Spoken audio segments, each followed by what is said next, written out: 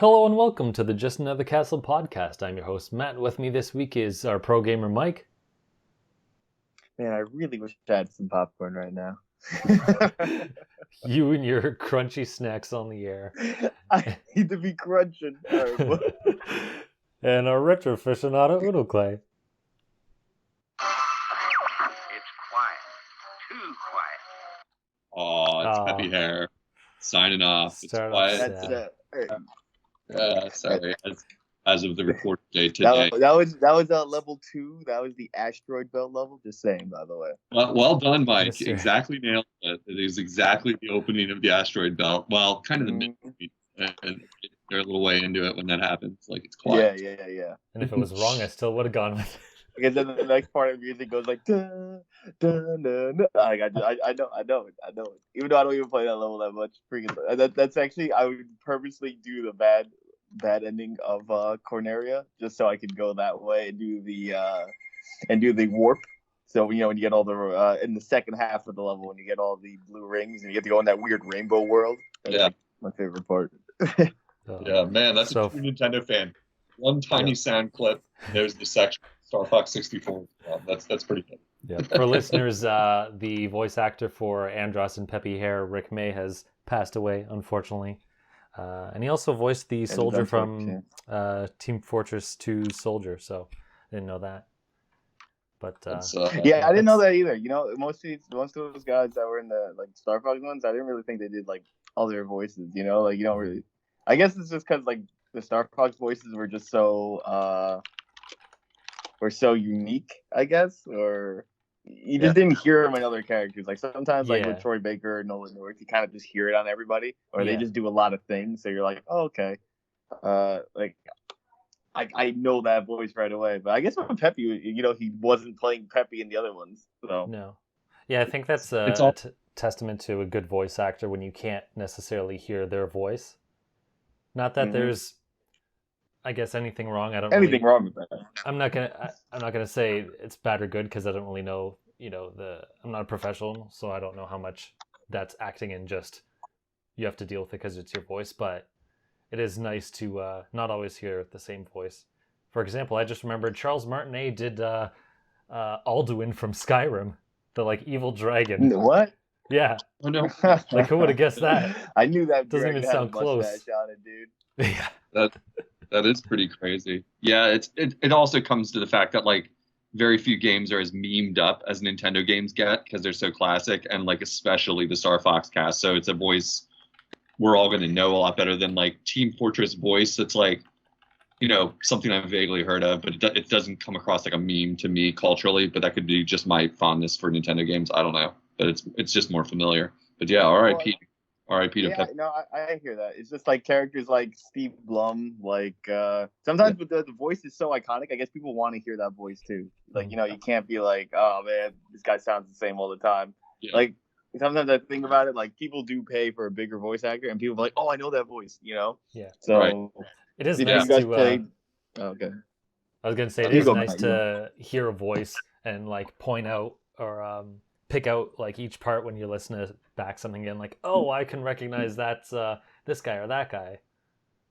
Absolutely. I get a lot. I get huge kicks out of that. That's what I was saying. Sometimes you do pay, you pay the actor to have that kind of similar voice, or just to kind of do his forte, his mastery voice. And you're like, oh shit, that's how I felt when I played not Spider-Man. When I played Sunset Overdrive, I was like, oh shit, Yuri Lowenthal, the Spider-Man guy. The second he talked, I was like, it took me a minute, and I was like, oh shit, it's cool. It's a cool feeling. But at the same time, what you said to Matt, if you could disguise your voice well enough where people don't know, that's talent. Yeah, agreed. All right, so yeah, R.I.P. Peppy Hair, man. I think we all love Star Fox 64, and I was like, wow, that really sucks, and it was COVID related, so it's yet another kind of star related to the times we're in, getting that horrible infection. So R.I.P. man. Yeah. So all right, Matt, lead us in. Continuing on that depressing train, let's talk about a depressing game I played. Well, not really, sort of. So I was looking at some stuff, and I saw for PS Plus for this month and next month, a couple of games were going to be added. And I already have, I bought a year-long subscription that I'll use later within the year. And I thought, $10 for 2 games I'm interested in playing. Sure, I'll pay for it. And then, if I play it an hour later, at least I have it on there. So one of them was Uncharted 4, which I probably won't get to. Just because I'm playing some other stuff. I feel bad for you already, bro. I didn't even finish Uncharted 3. That's the worst Uncharted of them all. But it's got a grappling hook. Oh yeah, I know, dude. But like, it's just so. I don't know. I mean, you played the first 3, right? Yeah. Well, I half played the third, and I dropped off, and I meant to watch the cutscenes, and then I didn't. I just watched a synopsis. But anyway. Well, I was gonna say was for me, I don't know, when I really enjoy Uncharted, just like its story, its games, and I think we all do. I know, I don't know, Clay, you played it, but Eli has. And, it's just with 4, it kind of felt like they were like, oh yeah, who cares about the lore they were building, the past they were building? It just kind of was like, all right, we're gonna dump it on the character, Troy Baker, and he's pretty big, so boom. He hasn't played it yet. No spoilers for Matt. But anyway, Matt, what were you gonna say you were gonna be playing? So I'll shelve that one for now. But I played Shadow of the Colossus, the PS4 remake, and I've actually played it before on PS3 some time ago. But I'm like, $10 for 2 games, and I mean, I like playing it, and I wouldn't mind seeing it again. It's basically just prettier. And yeah, that's my consensus for the game. It looks like you wouldn't even tell that it was made from you would think, if you didn't know about the game before, you would have just thought it was a normal PS4 game, because it just looks like that amazing. There's also a photo mode, which I posted a couple of pictures, but I took at least a dozen that I saved, because I don't know, the Wii U had a bunch of photo modes in some games, and I never really cared for it. But some of these other games that have gotten it are just this is a lot of fun to do. Spider-Man is really fun because he has all these different great poses that he can do. And then Wanderer, just the scale between you and a Colossus, whether it's you're small and it's big, or you change the field of vision and he's big and the character's small, or the Colossus small, or it's further off in the distance, or one of them at the end I wanted to show. I didn't, just in case someone was new, was at the end boss. It's during the rain, and you can see the rain on the boss, and it looks wet, and it's got hair and stone on it. It just looks insane. So if you haven't, I mean, you can't really add it to your thing now because it's past, but if you can get it for a decent price, it's 5 to 8 hours or something like that. I think I beat it in 7. Matt, did you ever play The Last Guardian? Or no, I want to. I might get to that in the summer. That's made by the Shadow of the Colossus people, right? Not the Ico people or whatever. Okay. Well, they're all the same. Oh, I guess. Yeah, it's like a spiritual successor, right? To Shadow. Yeah, they're all in the same universe, I guess. The same aesthetic sort of thing. Spiritual successor, yeah, totally. But, okay. Well, I mean, that was a game I never really got to on PS2. I think my older brother played it, and then it kind of seemed strange. I didn't understand what kind of game it was, but I'm glad you're enjoying it. I was interested in Last Guardian. I think it was more of just legacy purposes. You know what I mean? This game got delayed. It's supposed to be on PS3, etc. But then I realized I never played Shadow of Colossus and never did all these other things, and I'm like, would I really enjoy it? But it's something I've always looked at, so I'm glad you're trying that. Or you're just replaying it. Yeah, I think you might like it. It's basically just a boss rush mode, except you gotta travel a bit in between. And it's linear, so it's here's the one boss, go find it, whatever, and it's not too hard to find. But the fun of it is that each So you're boss saying you go fight bosses, right? There's no other things. I get here to point B and I fight this boss. Now you go to C and fight this boss, right? Yeah. Yes. Okay. Cool. But cool. yeah, the fun part is you have these giant creatures roaming around, and you have to figure out how to climb it. There's 4 you can climb onto, but one of them you have to wait for certain attacks. It's because I had to cheat to get to the midpoint of the game because I started to get tired of trying to figure out how to beat the bosses. Mm-hmm. So if you don't cheat, it could be a little longer than 5 to 8 hours, like Matt said. I would think, because you'd be trying to figure stuff out that you would have no context for, unless I don't know if the remakes have like hints in them or anything like that. Like if it gives you pals or something. No, it's still like kind of like blind. You're just like, I don't know what I'm supposed to do here. Kind of like sometimes there's just mysteries to the way you have to fight the bosses or whatever. But yeah, I don't know. Yeah, it's a cool game. So you liked it, Matt? It was great. It was worth your money. Yeah. So it's the original Dark Souls. Got it. No, it's not nearly that hard. It's like I didn't mean by hard with Dark Souls. I just meant like you just go fight bosses and that's it. That's not people think Dark Souls means hard difficulty. I thought if we were going to talk about that, wouldn't it be we would be talking about Lion King on the Super Nintendo, which is the original Dark Souls. Okay. Oh my gosh. Freaking, I'm not using it as an adjective. That game is easy if everybody on the planet beat it. All right, whatever. I digress. Go on, Matt. All right. And then there was another game I played this week. So I guess 2 weeks ago now, I was like, oh, well, there's, I just finished Borderlands 3 and I don't know, I want to step into another big game. I think I'll just pick up some small ones and, bide my time or whatever. And then, so I pre-ordered a bunch of games like years ago, and I'm like, well, Final Fantasy VII is coming in, whatever, I'll just put it on my shelf somewhere like I did with some other games and get to it later. And then I saw some people playing it. I'm like, oh, that's cool, people are getting it early, whatever, mine's delayed, see what happens. And then it's like, yours is coming like the day after it was released. I'm like, oh, that's kind of cool. And then it came, I'm like, I'm gonna have to play. You were like now. immediately turned on. Yeah, I'm like, I thought I wouldn't want to jump into something big again, but I'm like, I remember really liking the demo and everyone's having fun, and I just want to play it now. So I'm a couple chapters into that, and it also is like visually amazing, but I also really like the combat because mixing like an action game and like a menu system sounds like it wouldn't work. Like that's basically my issue with Kingdom Hearts. I think it's, patting your head and rubbing your stomach, and I don't really like that because it's like, am I supposed to, press square a bunch and dodge and whatever, or go through menus? And it's like, it's too quick for me to do both. So I don't really like that. But with Final Fantasy,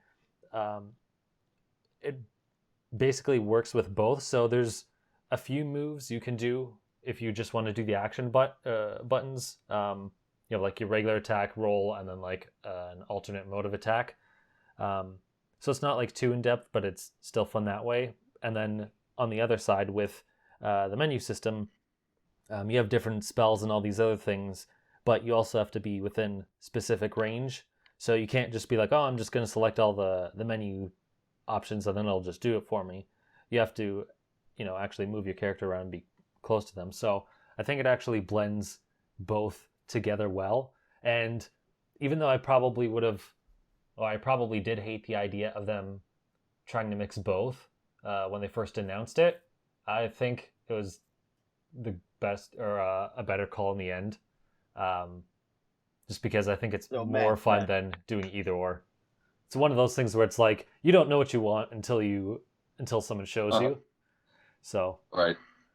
Good on them. Yeah, Matt, Mike, I have a question. Did you ever play Crisis Core? I didn't, no, because I didn't have a PSP. Okay. The system is kind of the same as that. Crisis Core was a quote, action RPG, and but the thing is though, it was a limited action RPG, so you still had to select your moves and all that. So you attack, and then you have your AP, which if you were going to guard, you use your AP, and if you dodge roll, you use your AP. And you don't like, oh, I'm going to keep mashing X to do a full combo. Like, yes, you do X, you do press X, but it's not like I pressed it 5 times and I'm going to attack 5 times like simultaneously. It's like, okay, the attack registers, and it has like the Final Fantasy menu sounds going off like you selected each command kind of thing. That's the same way as the Remake one, right? I'm not sure. I'm trying to look at the gameplay of this. It's got like a lottery machine in it. Basically, you could. That's just like Don't worry about it. This makes me look more like Xenoblade, just because the menu's on the bottom, like a horizontal. I know you wouldn't like that, but yeah, no, how dare you do that? But I just because the menu's on the bottom, Xenoblade close. It's because it's horizontal. That's why. Oh my gosh. I knew it. All right. Well, no, I was just wondering because I mean, my copy's coming in. Should have came in today. I might have it. I have a box I didn't open today. That might be it, or I am getting some stupid PlayStation game that was like $10 that I can't remember on Amazon. But yeah, I'm just excited to play it. I'm glad you're enjoying it. I knew you said you were gonna hold off on it, but Yeah, I had sorry, a I couldn't feeling hold off for you. Right in your hand, you're gonna be like, you're like, nah, I'm just gonna play it. It's already in my hand. Yeah. So Shit, is what it is, gonna say man. about- Is what it is. I forget what I was gonna say. Riveting dead air. I'll fill that Yeah. with. Oh, shit. I don't. I thought I couldn't hear. I was like, I hear somebody talking. No, sorry, I was mumbling. Oh no, that's what I was gonna say. I'm surprised they haven't Okay. ported Crisis Core to something else. Because like with Yeah, all the it's Kingdom been, Hearts what, games it's they've done been- collections, and like they put like all the older Final Fantasy games on the stinking like Apple Store, for crying out loud. And they did Oh yeah, you're right. like You're right. the Final Fantasy 10 and 10-2 ports on like the Switch and all this other stuff. Like no one's playing the PSP Well, anymore, and that's people the now- only place it was. So I'm surprised they didn't Yeah. move it somewhere at some point. It's for the 10-year anniversary. It was like, if you look at it, there's actually in Japan they had a special PSP that came out for it as well. But that's a game I think could be remade. I don't know if they're gonna remake Dirge of Cerberus or whatever it was called, but because that game was more of like a action shooter that just happened to have Vincent in it. But I could see Crisis Core being remade or just reported, like you said, like they redid all the Kingdom Hearts. Well, they didn't redo; they just remastered them. Yeah. So, like, I think it's entirely possible. Especially, I guess they wanted to gauge how this is going. Like, I know this has been taking a while, and there's a documentary out for the making of Final Fantasy VII, the remake, and I just they still have to finish the game. You know what I mean? Like, it still has to be done. Like, remember, we only got the first half of it, so I guess that's in the back burner unless they're just gonna be like lazy and remaster it. I mean, everything's getting remastered this year. 2020 is the year of remasters. Okay, all of Mario, all the Final Fantasy VIIs, and I don't know. Think of another random game, and then that's it. But we'll see. We'll see. I think it's possible. It feels like they're gonna market everything towards it. Like Square Enix put all their chips in Final Fantasy VII. Yeah, I was gonna say I wonder if they would put it into the story somehow, like into the Final Fantasy remake, because it's obviously part of that story, and I don't know if they could factor that in. But I'm looking at some screenshots, and they have like character is in it. Yeah, they have like Zack doing the train mission at the beginning. I'm like, well, I guess it's too late for that unless they do like flashbacks or something. But I kind of doubt it. It would probably be weird. Well, I part 2 will have Zack. That's a guarantee. I can just tell. Yeah. Like I feel like I know the story of Final Fantasy VII. I'm just guessing here, but it'll have Zack. All right, no spoil. Not the most non-spoiler thing ever. Even though it's like Omega spoilers, I guess. I don't know. I don't even know, man. Is it spoilers for a game that's like 30 or 25? Clay, what's the call? I think that it's if people heard you talking about the Final Fantasy VII remake and they don't want to hear stuff about the plot, they should probably skip ahead. But I'm just saying, I'm a big fan of like warning people when I'm going to say it. There's the call. No, I'm just saying, is it a spoiler that this game was remade? And me and Matt are somewhat talking about the plot, because it's not like it's the same game. It's an interesting. It is the same game, yes. That's an interesting question because it's being remade, so ostensibly there are going to be a lot of new people playing it that never played it before. So, okay. Game. It's also fair. doubly weird. I didn't think about it like that. It's also doubly weird because these parts are going to be like several years apart. So it's like if I tell you now, are you going to remember it in so many years? Right. I probably would because my brain hates me. That is true. It's not like next year it's coming out. It's like you'd be like, yo, you want to finish Final Fantasy VII? You got to get a PS5, man. Come on. Gosh. What I've heard from other gamers is this is a question to you guys who've played it already, because I don't play Final Fantasy games, that there is a concern I've heard expressed that the best part of Final Fantasy VII is the beginning, and then so are the other parts going to be even interesting once you get out of that area that the first part is set in? Is that something you guys see as a concern, or you don't agree at all, or know what I'm talking about? I don't think it should be a problem. To put in Midgar. perspective, I only played the original to the end of Midgar. So funny enough, I'll play through this remake and get no further than I did like a decade ago on my Right. PS3. But I know the world stop open. At the exact same part. Yeah, Remade. yeah, He's gonna stop at the exact same. He's gonna be Yeah. like, ah, man, I don't really like. I'm this still part." behind. But I know the world opens. That's consistency, man. Yeah, I know the world opens up after you exit Midgar. Right. So Right. like that's a whole other dimension of the game that's going to be new. So And that's what I've heard, that Midgar is the best part. And so, like, yeah, I don't know. Well, I guess we'll have to wait until whenever they come out with that next part that you guys are going to be waiting on, you know, Mike, or what whatever. would you say? Because I'm assuming you probably beat the whole game before, right? I mean, I've beaten Final Fantasy VII before, Yeah. and Crisis Core. So, like, I mean, think about it in reality. Like, think about this: you are getting a whole new experience because the regular Final Fantasy VII is like 50 to 80 hours, depending how much time you put into it, you know. And the first half, this is supposed to be 40 hours if you're gonna do everything, you know. Like, I have a feeling that most people are, especially because there's no part 2 in sight.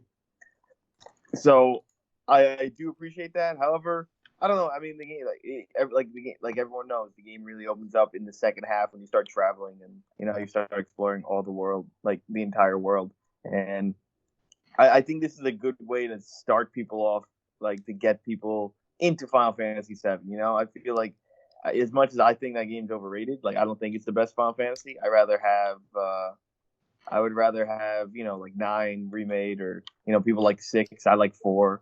9's my favorite. But, these characters, it's very important for Square Enix. Like, Cloud's a legacy character, A lot of people were introduced to Cloud from, all right, whatever. Are introduced from the Cloud from Smash.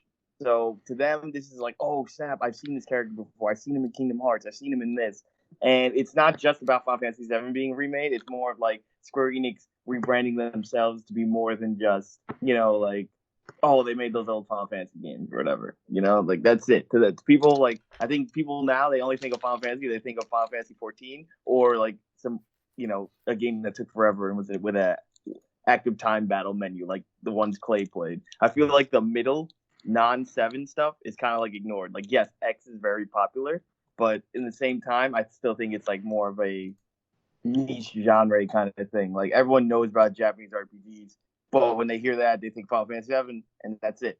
They don't really think of the other Final Fantasies now. And I think for Square Enix, it's their marbles in. This is what we're looking at. This is the game. We're going to give you in 2 parts. We're trying something new. And, that's mainly how I feel about the game. And I think it's a good idea, as lame as it seems. So, yeah. For clarification, they haven't said how many parts, and it's almost likely going to be more than 2. I think. Oh, really? More than 2? Oof. Probably. Not what I like. Like with how Midgar isn't that much of the game, I don't think. Mm-hmm. So, and I don't know how much the rest of it would take to make. So, I'm guessing at least 3 parts. So that's been my impression about it too. I never got the impression it's only a 2-part remake. So I really thought it'd be 2 parts. Huh. Because I thought it wasn't going to be episode like the Walking Dead, right? You guys played those episode games or whatever. Yeah, like I thought it was literally just going to be like, here you go, here's this part, and then we're going to work our ass off and do the rest of the game. But if it's going to be more than 2 parts, then it makes sense to me. Which it seems a little lame then. Like now I'm kind of upset I bought the game. That kind of changed my perspective. I mean, you can get the full game in like a decade if you want to wait that long. Don't forget they have their timed exclusive contract too with Sony. Like Rumour has the PC versions coming out in 2021. Oh boy, you know what I mean? Like, well, here's something I remember. On the back of the box, it says, don't quote me as exact, but it said something along the lines of like the Final Fantasy Remake project or something like that. Ooh. So it's like they're definitely not saying like 1 part or they're not just saying like 2 parts or like even. They're basically saying it's going to take a long ass time and it's going to take a lot of many parts at least. So like this is Let's a be- Okay. whole series. Let's be cynical too. If they could cut it into 3 parts or more, they make more money. So That's yeah, true. That's true. you know. Like I said, I'm pretty upset now. Like I actually might return my copy if it's gonna be 3 parts. I don't know. I mean, I kind of I know- want it, but Yeah. it's just lame. It's just lame. Whatever. I'm done talking about it. Square Enix Right. betrayed us. Final Fantasy VII is a betrayer of Nintendo. Okay, I don't know why we've ever talked about it. Here we go. Hot take. Gosh. It's All right, not. well- It's not a hot take. It's history. Damn it. All right, well let's get on because I think we've been talking quite a while. Mike, what have you been playing? All right, so I got this. Well, I don't know if you guys know about Valorant, but it's made by Riot Games. Right, The it's their people like made League of competitive Legends. shooter. Yeah, they made like a CS:GO type game. I was, like, the beta drops, you can just get them on Twitch. But I tried that out. It literally is just CS:GO, but Riot's such a big part of the PC world now that it's not bad. Like I'm enjoying it, but it's more tactical shooter than like team-based shooter, etc. But I tried that out. I've still been playing Tokyo Mirage Sessions. I think I'm near the end of that game right now. I've done about 3 dungeons, and most of the time Persona dungeons are like 5 max. Like I have like the entire crew kind of thing. So like in the game it's kind of going like most Atlas Persona games. It's always like, oh, here's the main baddie, and there's usually a twist around it. I'm around that part of the game. If anybody's ever played any Persona game ever, or Shin Megami Tensei game. And then let's see. Of course, I played a little bit of Animal Crossing. I tried that Good Job game, that indie game. Game was trash. Deleted it immediately. Let's see. Why? Besides, it was so bad. Like I had no idea what I was doing, and it was not fun. Okay, that's the problem with all these indie games, dude. Okay, that's the problem with all of them. Is they're trash. But besides that, they're all like, look, our character is wacky, and you could break everything, and you flop around and have terrible physics. Like, who cares? Like, I just played Totally Reliable Delivery Service as well, because it was free on Epic Game Store for 2 days. I was like, you know what? I'm gonna grab it. It's free, because I don't want to spend anything. Dude, it's like, oh, guess what? He's all floppy, and he walks around like he's a crash dummy, and he breaks society. Like, dude, every indie game is the same. They're all garbage, okay? And the problem is the indie games that are good get all the headlines for it, and you know what? And then everyone thinks indie games are good because of it. No, 99% of it is worse than shovelware garbage, man. I want to caution the listeners who may be new or not familiar with Mike that I plan on playing Good Job eventually, and I'll review it. So stay tuned. Yeah, look, I'm telling you, go in all of it, and I played it co-op as well. It's literally stupid. There's no point to it. It's not funny. It's nothing. Never mind. I'm mad. You made me even think about that game again. I mean, that's kind of understandable that you're frustrated that there's a lot of these physics-based games that aren't really doing too much. It's just here's physics, and the fun is that you get to mess things up. But what's the difference between them, right? Yeah, exactly. That's exactly what I'm saying. Like, oh, this one's in an office, and the other one, I'm a floppy delivery service. Oh, I'm in a helicopter crash. Okay. Like, it's just shit like that. If I'm not mistaken, the attraction, which Good Job has been reviewed rather well, I think, but like the attraction with it is that you can solve the problems different ways. It's not a linear one size fits all kind of like, because it looks like Overcooked a bit, but it's not like Overcooked at all. You just think that because it has that weird cell shade to it. The only thing that looks like Overcooked is made by the Overcooked people is Moving Out or whatever it's called. And like, okay, what I'm trying to say though is like, first off, I'm not the biggest fan of puzzles. All right, I'm throwing that out there. Like, I hate when people give me Mario Maker levels and puzzle stuff. Absolutely hate that shit. So this is Clay reviewing Final Fantasy VII. What is this garbage? It's making me do menus. I am bored. I hate this. I'm deleting it. What a piece of shit. Is that what you were saying here? No. I mean, I do sell puzzles and do them, but it's more of let's see. It's more of that it doesn't feel different. It feels more of the same. And I'm tired of that because every indie game is like that. And that's what bothers me. It's either going to be a simulation game or it's like what Matt said, and I tried to say earlier. It's a game where you're a wacky dude and you wreck everything, and it's like, I mean, whoa, that's so funny and weird and I quirky. And it's like, think the term you're bouncing past or dancing around is ragdoll physics. You don't like that. That's what that. yes, yeah. I couldn't think of the word ragdoll. Yeah. I just don't like. And look, the puzzle thing, I guess it's kind of cool, but like, I don't know, man. Like, it just sometimes I don't like total freedom in my games either, and I feel like it's a weird sense where I could do whatever I want, but at the same time I felt limited, and it was just very strange. It's just not my style of game. So it is essentially like Clay reviews an RPG. You know, like asking me to review an indie game, 99% of the time I will tell you 3 out of 10. The 1% is the Cuphead Shovel Knight, you know, freaking, what was that ninja game I played a few months ago? Oh, whatever. The one that was like Ninja Gaiden, but the the Messenger? yeah. Like, see, those games are like kind of in the rough, man. Like, you know, people who review indie games clearly don't know like what a video game is, and it's okay. They played Flash games all their life. You know, they're like, oh shit, this is better than Minesweeper. Yes, no, duh. That's why I got a high rating because they have Minesweeper on their resume. All right. So you hated Good Job. Is there anything else you liked that you wanted to talk about? Let me try to think. I played some Mario Maker.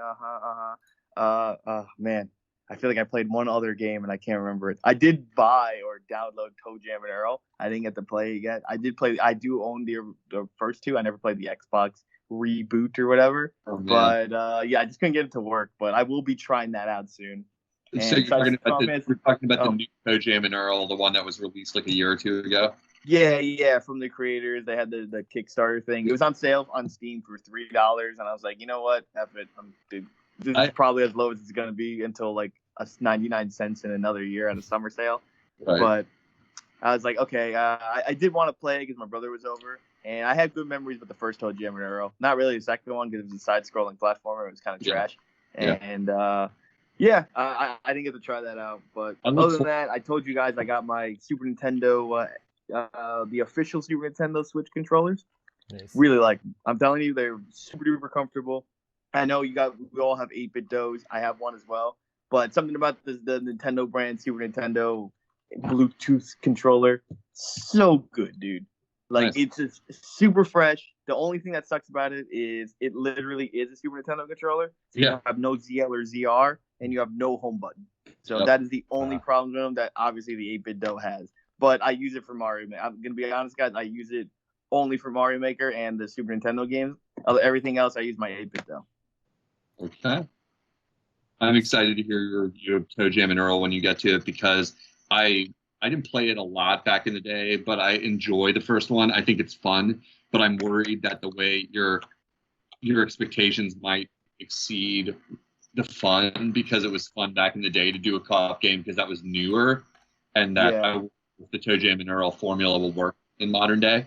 You know? Yeah, I agree with that. Because Toe Jam and Earl was like this weird, simple, top-down, we're playing together, but there was like just collect parts, and it was just kind of wacky. I don't think it's gonna hold up, but and it was roguelike. Technically, it was a roguelike.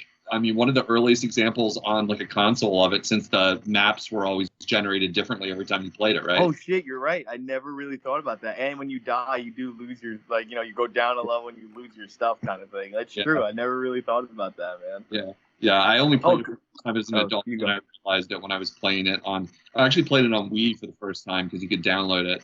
And I'd never played it when I was a kid, and the cartridges are kind of expensive, I think, now for Genesis. I never actually played it on a Genesis, but yeah, it was such a big hype game back in the day. It was that straight Sega, like, look how sassy we are. We got Sonic. We got these. Yeah, we got the 7-Up Spock guy, and I was like, oh yeah, Red Dot or whatever the name of the game was. But dude, you know what? You said roguelike, and that reminded me. I don't know if you guys heard or you guys ever played. The first roguelike that I officially knew I played was Rogue Legacy, I think, or something like that. It was on Vita and PS3. Yeah. And that game is rumored to have a sequel. The guy who created it, or the little team that made it, said they were trying to work on a sequel. Yeah. Because they worked on a game after it, and it was trash. But, you know. Interesting. They made like a post, I think, just showing the character and having like a 2 or something. Oh, okay. Cool. See, I'm actually excited for that. That's probably my favorite roguelike. It was like a weird mix of like platforming meets Mega Man X meets, the road kind of genre. It just felt super smooth, so I'm kind of excited for it. And yeah. Cool. So Unoclay, what have you been playing? Yeah, I'll keep it tight so we can get to some news, listeners. If you're getting bored listening to us ramble, you guys had, Matt and Eli had hit me up to download Bastion, so I'll talk about that. It's on sale, or it was. So listeners, if you want a hot deal, I got it for like $3. I'm a little confused what I paid for it. There's 2 games with the same people that are very similar looking, Bastion and Transistor, and Matt and Eli had jumped in and told me to buy them. They were on super duper sale. I think for both I paid $6 in the Nintendo Switch eShop, and I played most of the way through Bastion. It's a very good game. It's very stylized. It's very beautiful. It's got really cool audio, unique feature where the game talks to you as you're doing stuff, kind of in this very meta fourth wall kind of way, where it's talking about what you're doing on the screen while you're doing it. It's kind of like an action RPG. You're kind of like hack and slash action. I'll be honest, I'm not going back to it anytime soon. I played about 5 hours of it and I liked it. It's really cool, and I am recommending it for that low price. But it got a little samey I'm probably toward the end, because I know it's not a very long game. But I just could feel myself getting bored of it because it's the same thing again and again, kind of. But that said, I think a lot of people would really like it. And for $3, like, you can't go wrong. You're going to play it for like 2 or 3 hours. You're going to get your money's worth, Yeah. So I liked it, and I have Transistor like saved up, and if it's any way similar, I'm just going to save it for a long time till I need something like that again, because I suspect they're kind of similar, right, Matt? No, I don't know. Oh, really? I haven't played it. I you think did play there's some others. No, I just didn't end up buying it or playing it or anything. I know it is like an action RPG. I think there's something else to it, but I'm not sure what exactly. Right. So okay. Yeah. So Transistor's the action RPG, right? Not Bastion. They're both. Bastion's that old 360 game, right? That like everybody loved way back when. Yeah. It was like one of the OG indies. Yeah. Yeah. Okay. No, this is my brother. Like really like Bastion, my older brother, and I'm not surprised that Clay and my older brother kind of have similar tastes. It's fine. It's not a big game, but it's really pretty, and it's got some cool stuff going on. It just gets a little samey because it's hack and slash at its core. With like you got some ranged weapons, you got some hack and slash weapons, and they do a good job with like mixing up the loadouts you can get, and then there's challenges that are pretty hard, like challenge rooms, like Bayonetta Platinum style, where you go in and like have to do something ridiculously hard, like to earn special items or whatever. But the basic core game just wore out on me after about 5 hours of doing it, but that doesn't mean I don't like it. I think there's a place for it. It's fun. And like I said, it's so cheap. Like anyone listening, $3. If you can't afford that, then you should be listening to our podcast. You're too poor. But damn, $3. All right, boys, I'm out. $3, man. I just spent my whole $3 on Toe Jam and Earl. And I'm trying to get a Switch. No, but I'm not trying to leave the news. So anyway, I played that, and I know Mike is itching for me to mention what else I played, because it's one of his favorite games of all time. For Christmas, my wife, it was my parents, I think, got me a copy of Donkey Kong Country Returns 2, the old SNES game, Diddy Kong's Quest. Donkey Kong does not appear in it, at least not so far that I've been in the game. You're trying to rescue him. Diddy's Conquest. You see what I did there, guys? Diddley's Kong Quest. And don't forget his sidekick. What's her name? Daisy? Dixie, which is now the new I want that character for Smash. That's actually my best friend's been wanting Dixie forever, man. Right. That's his K rule, I mean, like this game cracks me up, because if you already thought there were too many Kongs, oh boy, we're gonna add a whole mess of new Kongs. Like if you thought Funky Kong was too much for you, like now we have like Grandma Kong running the library, and we got that's Wrinkly Kong, baby. Sorry, bro. Everything. Sorry, bro. No, it's okay. She's dead anyway in like 5 years. So it's great. If you've never played a Donkey Kong Country game, and you're only like younger and listening to this, and you only, you don't have a way to play Super Nintendo games easily, you can easily get the experience with either the more modern Donkey Kong Country Returns games. There's Donkey Kong Country Returns, and then there's Donkey Kong Tropical Freeze, which is on Switch. And both are awesome. I know Mike is going to jump in and say Tropical Freeze is trash. That's an incorrect. Thank you for jumping in for me.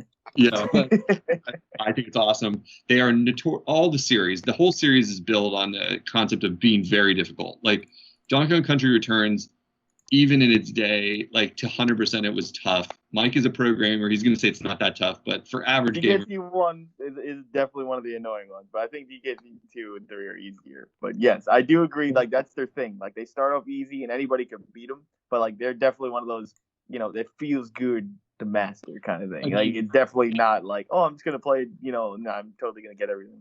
I even contest the idea that they start off easy. I mean, I'm thinking between my skill level, which is average devoted gamer skill level, and Mike being like on pro level, like, kind of plays a lot more games than most people ever will play, and is apparently very good at them. Like, I don't think Donkey Kong Country 2 qualifies as even medium easy. It's if you don't cheese it for lives and find ways to farm lives, and we're talking in the first world. We're not talking like 5 worlds into it where you're starting to run low on your backstock of lives. We're talking like world 1. If you don't find a way to farm lives and like basically run through the levels again and again, farming lives, kind of like if you were going to imagine a Mario game where you figure out, oh, this level has extra coins in it, I'm just going to keep going back on the map to that level and doing it till I get farm up lives. If you don't actively do that, you are going to get game overs. I am telling you as someone who plays a lot of video games, because it's old school platforming with a lot of slippy controls and like loose edge detection, like where you slip off platforms because you're not sure where they are. And I'm not saying the game's bad. It's freaking awesome if you like a hard platforming game. And Donkey Kong Country is an awesome series, but they are not easy. I mean, I've gotten like 3 game over screens because I'm not farming lives and I'm only in world 2. And I'm not terrible at video games. I think it's very challenging. And it's funny that Mike's like, no, 1 is harder, because I'm like, so far I actually think 2 is harder, but I haven't seen much of it yet, so I can't really evaluate that. Like, No, that's fair. That's fair. I'm glad. Like, it's not the point where I asked though. You're not. It's like it's not hard where you're like, oh man, I don't want to play because it's it's right. not fair challenging. Like it's like that hard fun you're saying for you, right? Like where it's like, okay, I know I could do this. Give me a few more lives, right? For me, and it's old school difficulty. I mean, it's just like you're going into this knowing this is a Super Nintendo game that overtly, even made by Nintendo, was trying to be hard. Like they gave you Dixie Kong in this one, and she has a hover jump, sort of like Princess Peach in like Super Mario 2 or any other modern game that has a hover jump. But even with her, she's got like a little bit of less high regular jump. But I mean, it doesn't matter. It doesn't matter which Kong you're playing as, because you can swap live on the fly. You can be Dixie or Diddy whenever, as long as you have both of them like alive at that point. But it doesn't matter. This game is mean and it tries to kill you, and it's really well designed, so it keeps you coming back. That's what keeps you coming back, because the level designs are cool. They're always mixing it up with new animal friends that have different powers that like attach to your character, and you can, hidden mini games. I mean, Donkey Kong Country Returns, again, if you haven't ever played it, has lots of like secrets. That's the whole thing. There's like hidden rooms with bonuses, with trophies, like extra stuff you're supposed to be finding to like unlock extra stuff in the game. But it is at its core like a well-designed, really colorful, really like neatly animated classic platformer, and it's fun as heck. But you need to come in with the attitude that like, I'm gonna die. Like I'm not gonna beat this. I'm not gonna walk through this level. I mean, just the lava world, the second world alone, the whole levels are filled with like bottomless lava pits. I mean, one wrong move and you're dead, and you're at the beginning of the level again, and you're wiping out that stock of lives. You thought you had like 9 lives and you're all set, and you're like, oh, foolish me. Like I didn't even make it to the halfway point on those first 9 lives. Well, thank God I have a save point and I'll start over again with my 9 lives. But I'm liking it, but it was cracking me up when Mike and I were talking on our Twitter feed, or excuse me, our Skype feed chat over the week, and he's like saying it's kind of easy, and I'm like, I don't know what game he's playing. He's played this game. Like, I'm telling you, the lava world is easy because it's so slow. You got to do most of the hot air balloons, and it's pretty easy, man. one's the easy ones. I'm telling you, dude. Hot air balloons, like the manual doesn't tell you, and even the hot air balloons was comically hard for a modern sensitivity because there's no way to know that if you stand on the hot air balloons, you won't fall off if you press the directional move. How are you gonna go forward if you can't? If you fall off, only some of the hot air balloons will make you walk off, and that's later on. Like you can clearly tell. It tells from for the listeners who haven't ever played it and haven't seen this, or formatted it, for instance. They're basically like balloons floating in the level. They have no edges on them. They're just floating there, and you know you have to stand on them. Yeah. And you get to the edge of a pit, and you're standing on one. You're like, well, how do I go forward? And if any normal game, if you would fall off the air balloon, like you would just fall. Yeah, you just die. Yeah, the whole game is taught you don't walk off the edge of things up to this point, but you have to just basically push forward, and magically your feet will stick to the hot air balloon. There's no tell. There's no visual clue. This is old school gaming. I almost had to cheat. I went through the manual, which isn't cheating, and there's nothing about it. It's just all it says is hot air balloon. There's a manual? In the manual, it does not tell you to push forward. I own 2 copies of this game. I do not own a manual. Yeah.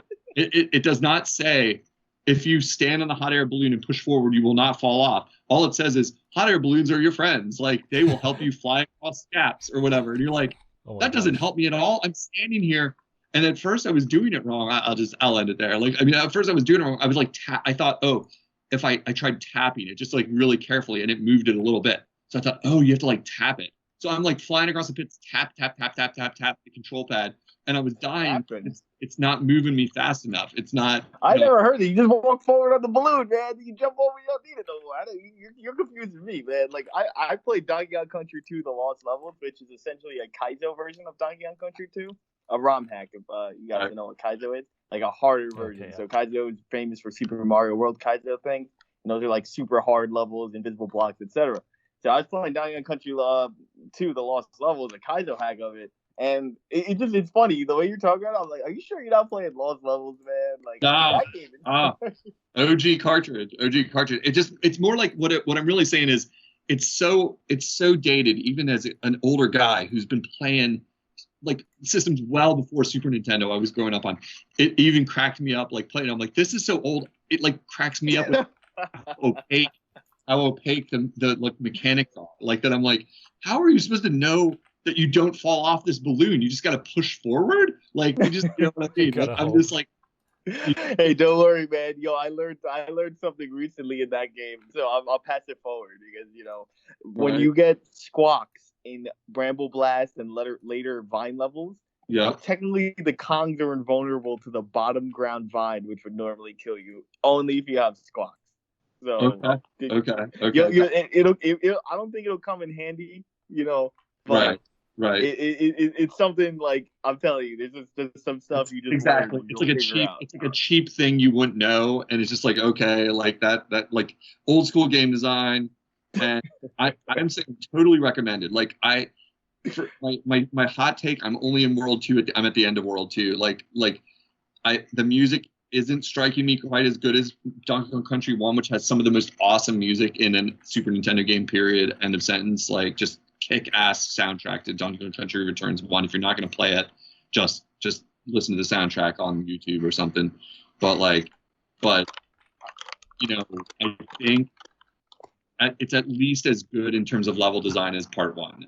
Like I can say that already. It's like it's cool. There's lots of secrets, and the animal buddies are like really varied right away, right at the gate. They're giving you all the different animal buddies and new ones that weren't in the first one and stuff. So it's like, oh, this is cool. I forgot how fun this is. Like how. Yeah. Do you like the animals more? Like you said, you like DKC1 music more. Personally, I think 2 is a little bit better, but you haven't got to the good music yet. Right. But so far, like, what improvements have you seen? Or you're like, okay, I like this, I like that, and I didn't. I think they were so hot off the success of Part 1 that they just came in full blast and were like, they already knew how to build the good game. So there's not as many just horizontal levels right at the gate. At least it's like there's already vertical levels. There's already like swimming levels. There's already, you're getting a big mix.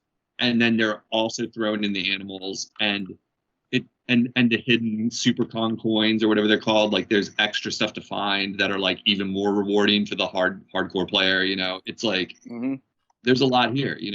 They knew what they Yeah, were. I mean, there's the bonus. There's the bonus ones, the Kremlin coins. There's the DK medallions. Like, I Yeah. recommend also. The ending is really cool if you get all the stuff with it. They have a cool little Nintendo teaser if you get everything in it. Jesus, I But, can't. It's hard enough. Like it's like that's like crazy to me to think. I know you've 100%ed it, but It's 102, bro. 102 in that game. 102. Sorry, but I don't know. It's funny. You just talking about this kind of makes me want to go back and finish my DKC3. I'm at like 95% for it. Like there's just like 3 medallions I just can't get. But it's kind of giving me the itch to gotta go back. It's one of my favorite games ever, DKC2. So it's like I can play it. I can play it anytime, any day. Like I own 2 copies of it, and then I go to my friend's house, and I play his copy, and then I'm like, okay, everything I hack or everything I own, I'm like, okay, I need a copy of DKC2. I'm like, why the hell do I do that? But like I just do, and I'm just glad like you're enjoying it. And it's funny, I never really thought of it like as like a hard game. Like I guess You it's just like my played it favorite well. game. That's it's like my favorite game. I'm always like, nah, that's just a great game. Like that's can't like be hard. people. That's like me with like people who think like Mega Man 1 is hard, or like people who are like will argue. Like I got on a Twitter fight a few months ago with somebody about like whether Bionic Commando was hard or something. Dude, that game is not hard. Like, and it's just like he called me on that. I think, for the record, I do think Bionic Commando is kind of easy, but like original. but like he was. I can back you on that Mega Man 1. Like like you like love it. You could run through it, and then like for other people, it's like man, that was sweating. He was saying that the guy was like calling me on that. He's like, you probably played it a whole lot. It's hard, and I'm like. I'm like, all right, I'll give you a point there, but I still, you know what I mean? Like, but like, to us, things we enjoy, like I guess just human nature in itself. Like even like could happen for Matt, but like things we find our favorite things that we want to keep playing, and we're like, I need to get better. I want to master the craft. You could look. I mean, Smash is like the most simple, thing we could say. People love Smash, and then they want to get better at it no matter what. And there's always somebody better. That's life. But some people will be like, "Oh man, Smash is really hard," and you'll be like, "No, man, like I freaking love Smash. Like I'm gonna take the time to learn it, learn these characters, do this, and it just goes in like that." I almost thought he might have said, "No, man, you just suck." Just in like a super chill voice. For the podcast. I was like, "Look, man, you're trash, kid." Only Viking Smash isn't hard. You would the only. Dude, that's like the easiest game of all time. I'm telling you. Oh my gosh. It's literally Sakurai's like, how can I make a game so I can have babies versus monkeys in the office? And he's like, Smash Brothers. There we go. Okay, and boom, it was born. Okay. Gotcha. All right. He's like, I'm bored at work. I want to watch people fight. And he's like, I got it. The perfect game. Smash Brothers. I'm the news jingle. Matt, did you know we have a news jingle? It's the news time. We got to move on. It's the news time. All right, let's talk about the big okay with it? How I own a Switch. Sure. Anyway, let's get on to some news. A couple of weeks ago, they announced the Lego Mario set, and now we have prices and release dates. So it's coming out August 1st, and the prices are the starter kit $60. There's 2 different expansions, one's $15 and one's $30, and then the Bowser kit is $100. And I kind of want to shift this Need to it all, boys. Unoclay, because I know he was semi-interested, but it was more about the price, and you'd probably know more about the price of how it aligns to other Lego sets and things. So what do you think of the price? I mean, Lego is always hideously expensive, and I'm not shocked to see them going for a premium price for any of it. I haven't even seen the Bowser kit yet. Doesn't shock me if it's a lot more pieces, because Lego is just a premium product. It is simply always more expensive than you want to pay, because it's kind of a collector's item, and it's just the top name in like building bricks and toys. Mm-hmm. Parents all think very highly of Lego. It's something very wholesome, so they can charge what they want for it. I have a good friend here in Philadelphia who is a serious Lego collector. Think the way we collect video games. He has a whole room of Legos, and I bet the collection is worth like in the several thousands. He has no way. So if you're saying if I buy this box and hold on to it, it could be thousands later on.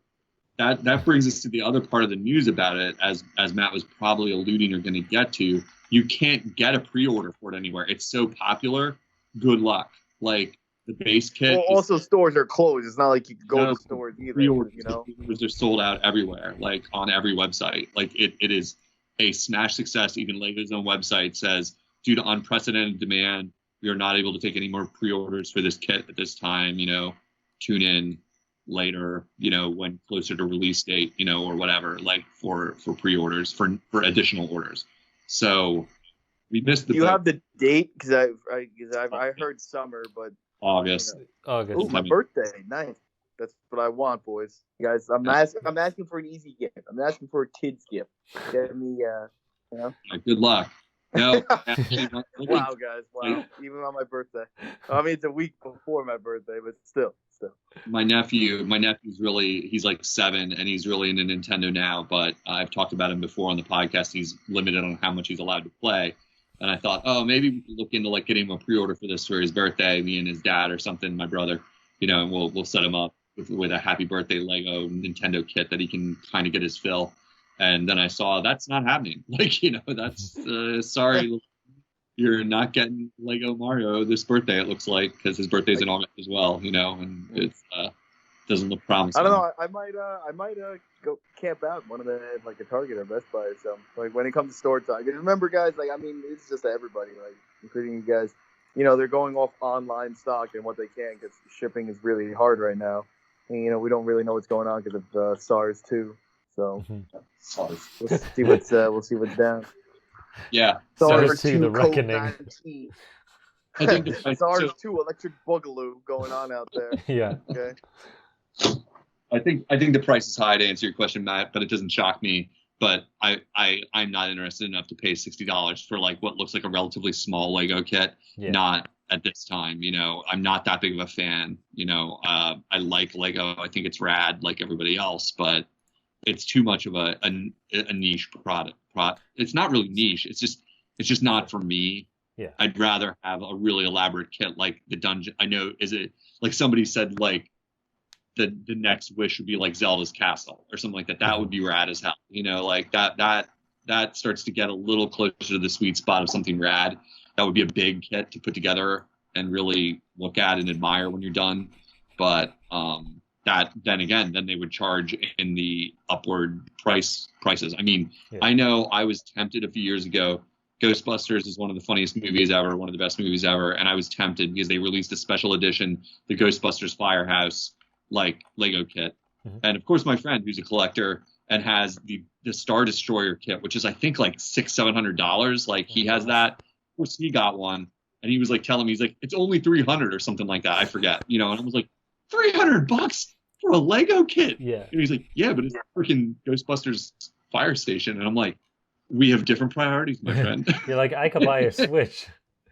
Yeah, I could buy several Switch games. Well, 300. All right, man, come on. Why are you lying to the podcast? Isn't it 300 over there? I don't know. Yes. Not in these times, dude. But I'm making up prices anyway. I don't remember what it was, but sure. Yeah, it was very high, and I was like, yeah. Well, I mean, I was gonna say, Lego things. I could agree with that, dude. I mean, Lego is capitalized on the market where it's like building toys are Legos. You know what I mean? Even though that's a brand.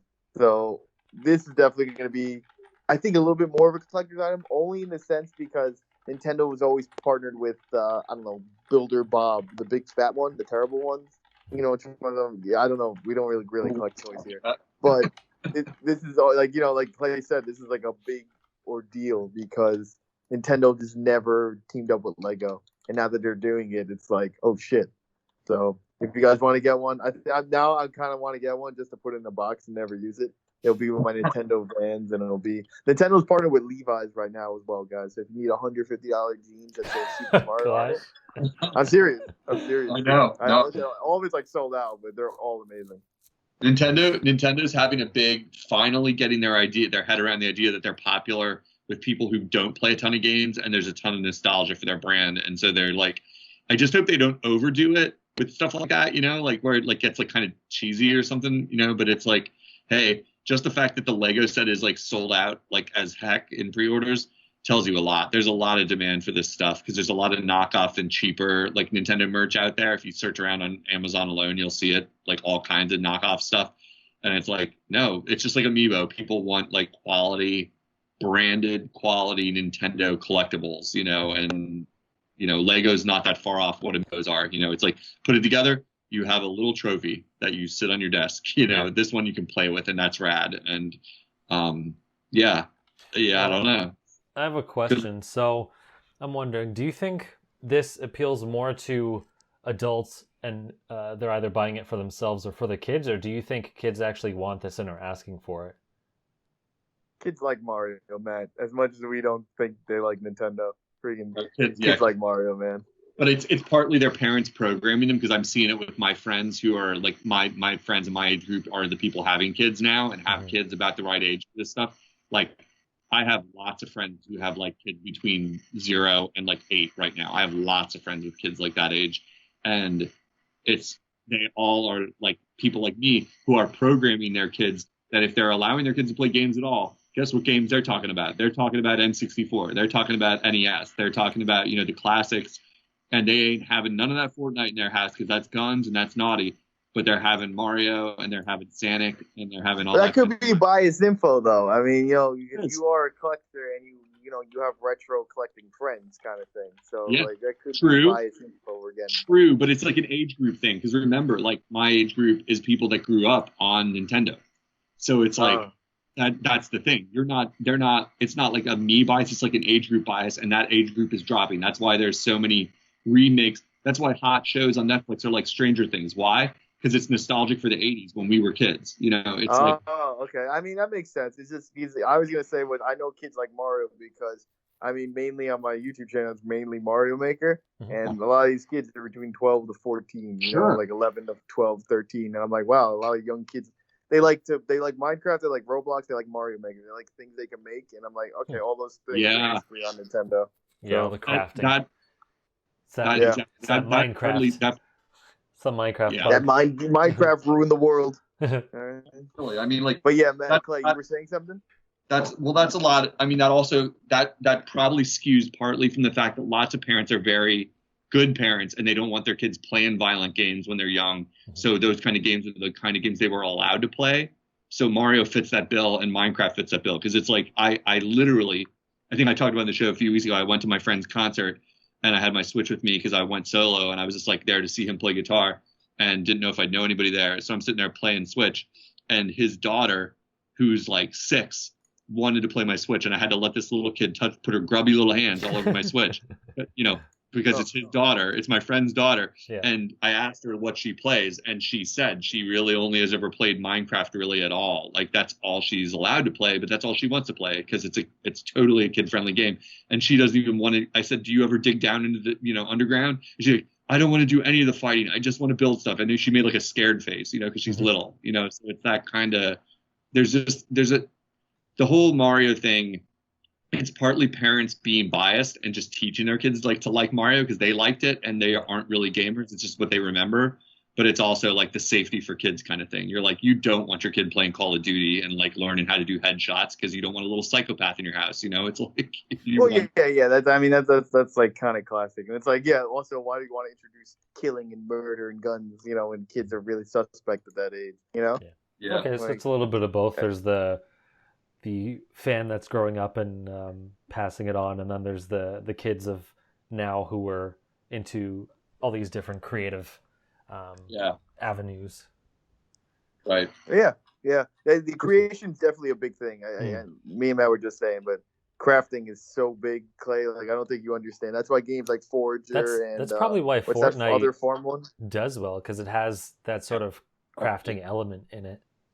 Partly. Yeah, it's kind of both. It is. It's a little crafty, but I mean, that really makes me happy because like that's the funniest thing that I'm like, we didn't really have stuff like that. We had Mario Paint, you know, like, and there was stuff. I've got my Mario Paint right here. You know, there wasn't a lot of stuff like that for when we were kids. Like there wasn't a ton of it. Like I literally learned to program a computer when I was young. Like I learned BASIC and like learned how to build on Apple IIs because I wanted to make my own games because I had that drive like that those kids now have outlets for where they're like, oh, well, someone's made a game where I can build stuff. Like, I don't even know if that's good, actually, now that I say it, because now it means you're just going to, like, play inside a game rather than create stuff on your own. But whatever. You know, people want games where they create. That's what, like, it lets them, I mean, that can... like, it's not, I'm not saying they like art, but it's more of, you know, that kind of idea. Matt, you're more the art guy, you know. It can be a jumping off point. You start with some sort of creator or some sort of game that's part of a creator.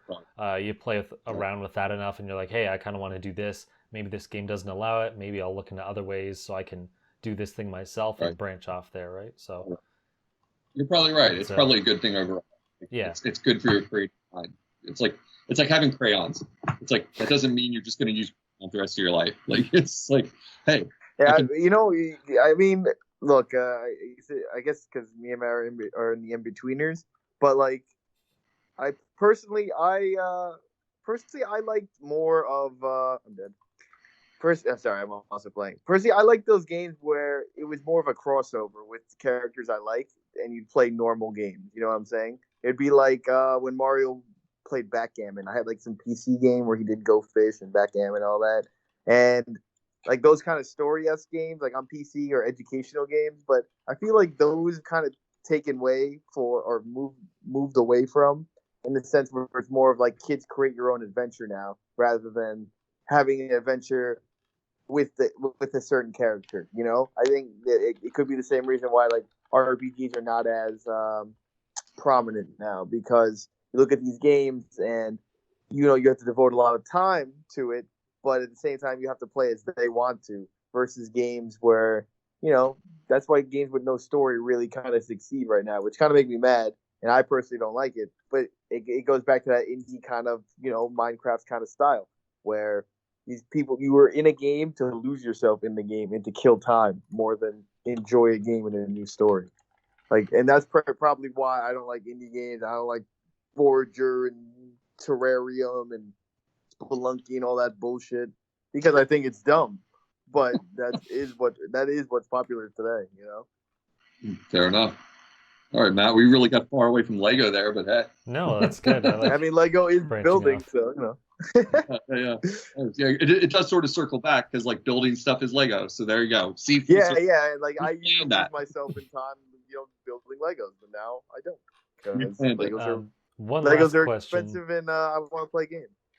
One last question about that, actually. Do you think the Lego set that they're making now, where it's interactive, where you touch on the Goomba's head and he gets coins and his eyes change and all this stuff, and it's very interactive, do you think that is going to sell better than if they just used regular Lego minifigures, which are just like all the other characters, but just a skin over top? I think the interactive part is helping sell it, because it's more like a video game, so it's got that kind of cutesy appeal. It's like, it's not just like make a Mario track and then you have it. Like, it's perfect synergy for them to have gone this direction with it, because it even gamifies it a little bit for people like us that are on the fringe of like wanting it to maybe want it because we're curious about the game aspect. It's like, oh, what does it do? Like what kind of stuff can you do with it? Like, rather than just like, obviously, well, all you can do with it is put it together and then you're done. I obviously can't speculate whether it's going to sell more or whether it's good or not. But I mean, I think there's just a hunger for Nintendo products right now, and Lego is a perfect partner for them. They're both very wholesome companies with like very good track record for making things parents approve of, and so just adding the game element, as long as it doesn't like drive the price up too far, is another reason the parents can justify getting it. They're like, oh, it's a toy, not just like a model set, really. So that's my take. I don't know. I think it would sell well no matter what. I think Nintendo Plus is a winning formula. And it's like, okay, good idea. Way to go, guys. Finally catching on here, huh? Catching on. Theme park, jeans, Lego. Movie. That's all we need. Yeah, jeans. Movie, yeah. Movie sponsored by Pizza Hut, I hope, because Olive Garden already got taken. You know what I'm talking about. That's the real console wars after sponsor wars. Sponsor wars, yeah. Gosh. You got it. Who would be the funniest? Okay, quick hot take, and then we move on to the next thing. Each person gets one guess. Hot take: what would be the funniest, most awful corporate sponsorship that they could go for legitimately? We're not talking like blow up dolls or something here. We're talking something they might put in the movie that would make you gag and be horrible, but like something you could imagine happening. You go first. I'm gonna look up some. I'm the one that asked it. I'm going to say like accounting services, like tax preparation Oh services. my I'm gosh, like, dude, Yoshi like tax fraud. Just that's some of that joke in it. Dude, Mario says do a TurboTax, save money. Yeah. Hey man, yo, if Mario does TurboTax, I'm only gonna do Mario TurboTax. I'm just saying, dude. That's the kind of guy. That's how committed to Nintendo I am. I'd only do my taxes with Mario. Yoshi Alright. and the Geico Gecko. Yeah. Like Mario stomps him, like Mario stomps the Geico Gecko, and it's like really lame. He's like, you could have saved $5 or 5 gold coins. Yeah. Oh. Mike, you got any hot takes? Hot take, bad corporate sponsorships. Olive Garden's already taken, remember? Doesn't got it. Doesn't got it. I can't think of any. Doesn't got it. Oh, there's only a million, but we'll come back to you. You'll I know it'll pop in your head in 5 minutes, so we'll come back to you. Yeah. Don't worry. I mean, I don't know. McDonald's is too easy because everyone makes toys with it. It'll come to me, guys. It'll come. To buy Mario some opens. time. There we go, boys. For the Right. Mario sports games, he's gonna have 6 shades. 6 shades. All right, let's talk about the Switch. Damn it! All right, I'm still crying that I sold mine. The Rhythm Heaven creator is telling fans, if you want the series on Switch, ask for it. It's pretty as simple as that. There was some concern because a couple of years ago he had throat cancer and eventually got his vocal cords removed, unfortunately. But I looked into it, and it doesn't seem like any of the songs in the Rhythm Heaven series were any that he sung. He wrote and like composed and did some other stuff with it. Like he created the songs, but he got other groups to actually sing them. So whatever concern there was that, you know, there couldn't be a new game because of his issue, that shouldn't be a problem. Because the thing was that happened around the time when Rhythm Heaven Megamix was coming out, and people were like, are we getting this collection because he has this problem and he couldn't make new stuff, so they just kind of put the other old stuff together. I remember that was the talk around there, but it doesn't really look like it should be a problem. It's good. Cool. Yeah, hopefully. Rhythm Heaven. Now is that the DS one? No, they're both the DS ones. I think I like the other one. There's one on Wii. There's one on Game Boy Advance I like in Rhythm Japan. Heaven. I don't like sound. I don't like Elite Beat Agents. I don't like that. Oh, one. yeah. Rhythm Heaven's awesome. I like Rhythm Heaven's Elite awesome. Beat Agents is cool, but yeah, I wish Rhythm Heaven. Yeah, but yeah, that's cool. We'll see. Like, I didn't like the Wii one, but I would go I like the stylus ones better. So like, I hope they would return to that somehow. But they we'll see. could. I mean, the Mario Maker 2 came out of the stylus in Europe, not America. Yeah, Even I'm if sure it would not, be a mix. Even if not, they have button controls on the 3DS, the one they had, so they'd at least have that. Yeah. Nintendo finally put out a new Switch firmware, which does absolutely nothing anyone asked for, unfortunately, which are new themes or folders. But it did actually have some, but it did have some cool features. There's some other stuff which doesn't really matter, but the most interesting ones are you can actually transfer your downloadable software update data or DLC to an SD card. Before you could only do the game itself. So now, you know, providing that there aren't certain locks on certain games, because certain games will lock some things, mostly if they're online features. But for the most part, now you can transfer all of that onto your SD card. So you don't have to have this weird hodgepodge, which it's not a fun thing, but it's definitely useful. Yeah, but I mean, it was annoying that it's like, oh, well, it's in your system memory, you can't go anywhere else. So I'm like, what the heck? Why is that an option? Like, I mean, why isn't that an option? I want to put it on my bigger SD card, you know? It's like, I'm out of system storage because you only get 26, because, you know, 6 of it's the OS, so. Yeah. It is what it is, man. But and then the I guess I think we're gonna get some themes sometime in the future. I don't know. It'd be nice to take it like a little organization rather than just a one line kind of thing. But I need to ask a question here, because the one thing even more than folders, even more than themes, which are definitely things people want and are asking for, the thing I would want besides Netflix, I know I've been talking about it for like 2 years, like, when can we get Netflix? But like, you know, that's not really a system update thing. Does any game yet take advantage of the thing they installed in one of the last updates, which was invite friends into games from the home menu? Like, game? Does any do that yet? Like, I'm really asking. No. So it came out before Overwatch came out, and I thought that might use it, but I don't have the And game, then so we I all can't thought say. But I don't recall ever hearing it being used. I don't think any like, and I thought Animal Crossing would have been the one like that we could finally get that working and then get it for games like Smash or get it for like all games, maybe even. The internet's so bad on Animal Crossing. It takes forever to go any island. I'm like, I'd rather never go online. So I'm Like, looking that's how now, long it is. and it looks like there's at least one Divinity Original Sin 2, What which game was is that? in November last year. What game is that, pray tell? It Never is, heard of it. I forget. And it was on PC for some time. Crap, Never I'm trying heard. to scroll through and look through it. I think It's just ironic. I thought it It's was a an game action that's not. RPG, but it can't. It's like not a Nintendo game. It's not anything Nintendo wants to highlight. No. Nintendo like, shh, don't let anyone know. You know, and then it uses this feature that like should be in at least every online game they have. Like, hey, invite your friends to come play with you. I can see you're online right now playing Animal Crossing. Come to my town, and you can't. No, they already have a guy. You just go in there and you talk to him. I don't know. It doesn't. Animal Crossing doesn't seem like the right game for it. But at the same time, it just seems like they added the feature to add one. That's about it. I think they added it, but somehow it's not being activated, or it's not. The plugins aren't ready for all the games they have existing, or they can't figure out how to make it work. I mean, like I literally have friends from a music group I'm a part of, like a music message board.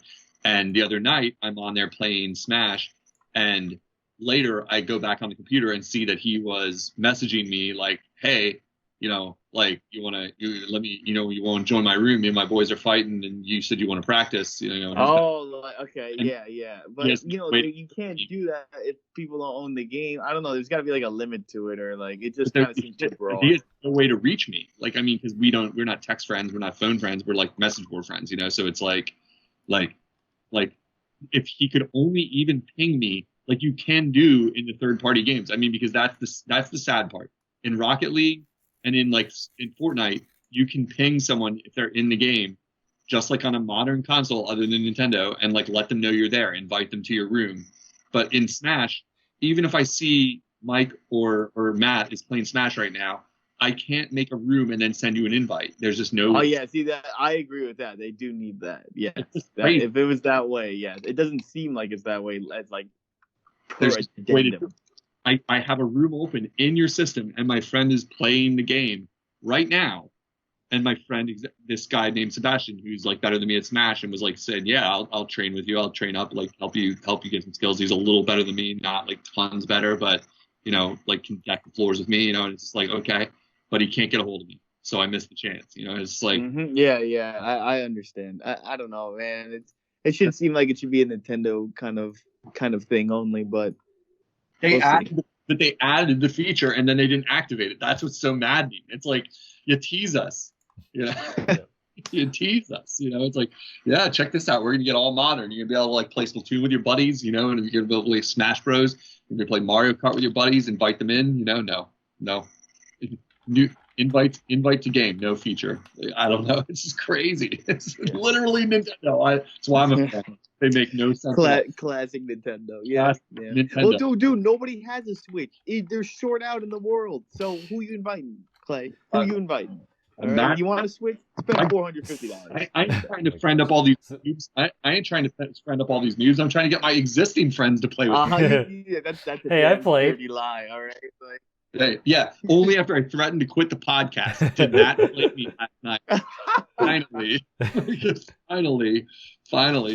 And Matt's all worried. I got to tell the listeners, anyone who's listening to this and knows our personalities from listening, Matt takes things seriously. I'll tell you that. Because Matt's all like, not trying to play me. He's a chum until it's game time. No, he's all like, I know now the reason Matt didn't want to play is because he's like takes it so seriously that he feels like he's got to come in prepared, like for a freaking video. Yeah, I know. Matt uses Rosalita in Mario Kart, bro. I'm like, I used to respect that guy, that Matt. I'm like Rosalina got lost the first round, picked Rosalita. Right? Oh, right, like in the arcade, yeah.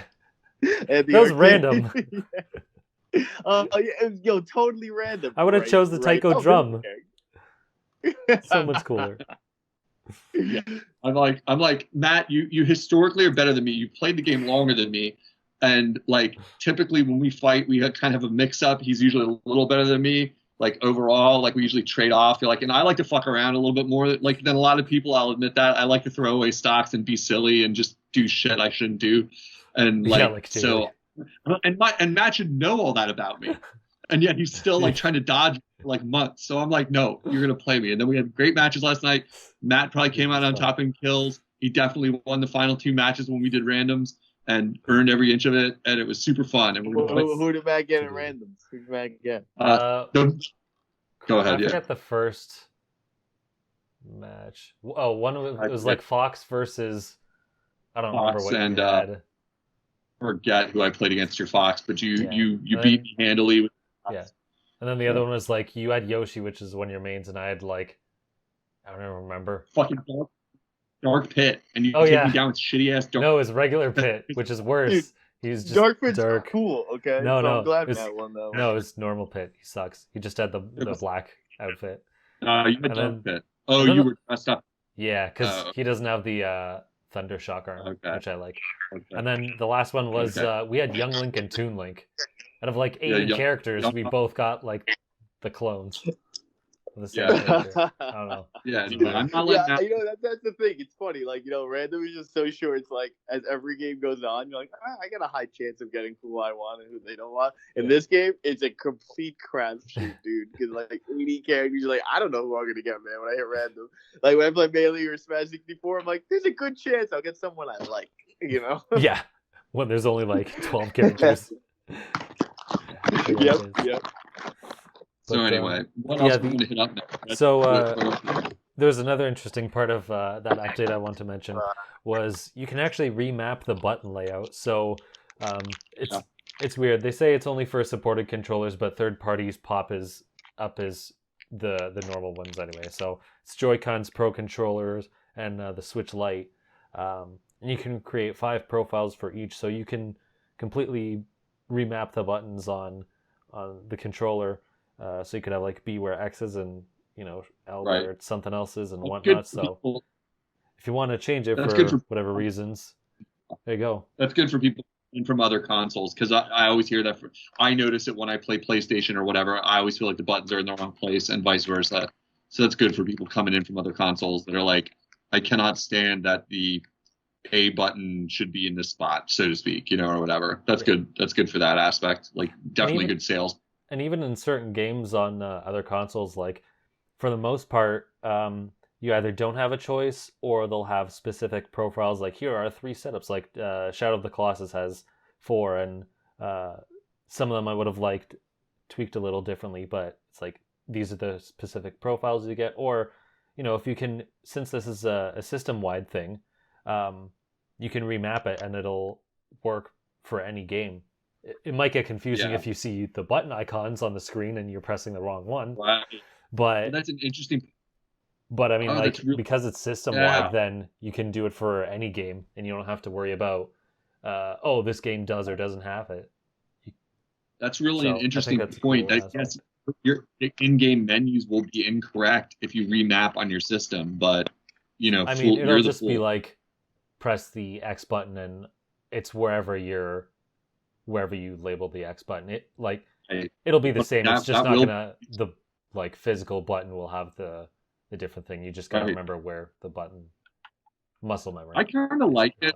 I mean, you guys are kind of like I don't know, not like only Nintendo players, and I am. But it's funny because like lately, since bigger games have been coming over to Switch, the biggest offender is Dark Souls. It's got the more Sony mindset of where the buttons are. Like for instance, your what we would call A on Nintendo is the bottom button instead of the place where we A to B, and you have to relearn it to play something like Dark Souls where it's like, oh, cancel is where the A button would be, or whatever, like on a Nintendo controller, and it's very confusing when you're migrating back and forth. But it's kind of good for your brain, is what I thought about it in the end. I was like, this is good to flex your brain this way to learn different ways to do things. Like it keeps you fresh, Or it teaches you shouldn't buy multiple versions of a game you already own.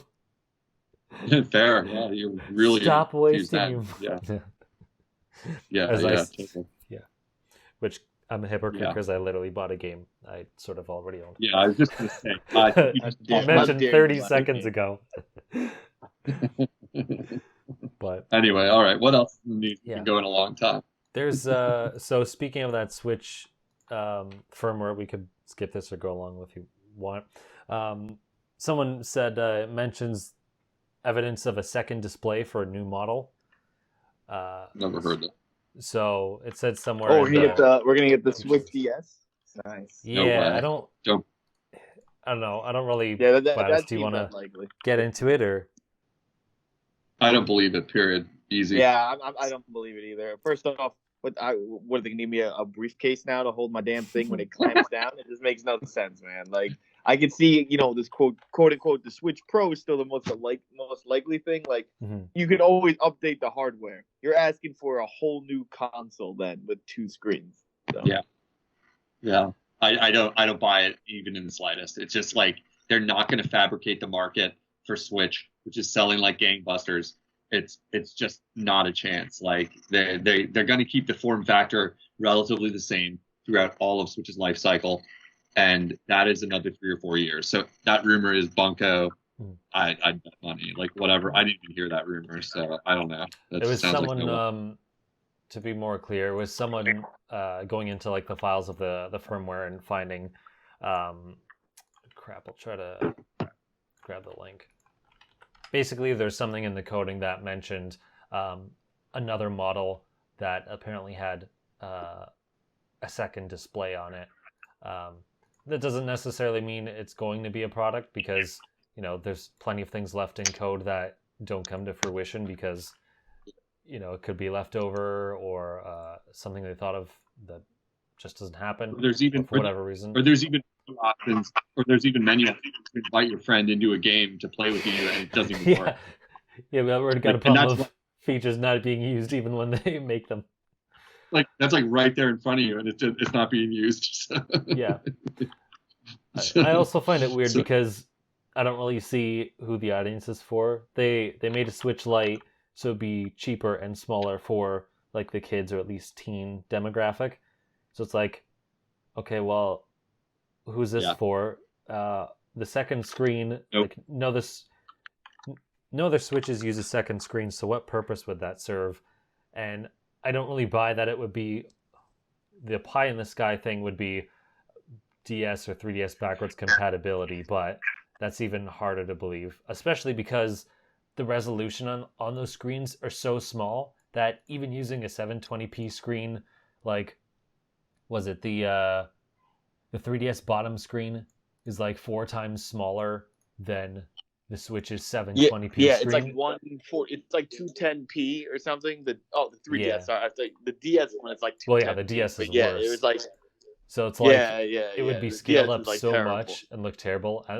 And then the other option is like scale the actual Switch screens down, but it's like you can only scale it down so much if you still want it to be like visible with all the new games. So like, I wouldn't see them like and I wouldn't see them making it so the games would run in higher resolution either, because that could cause problems with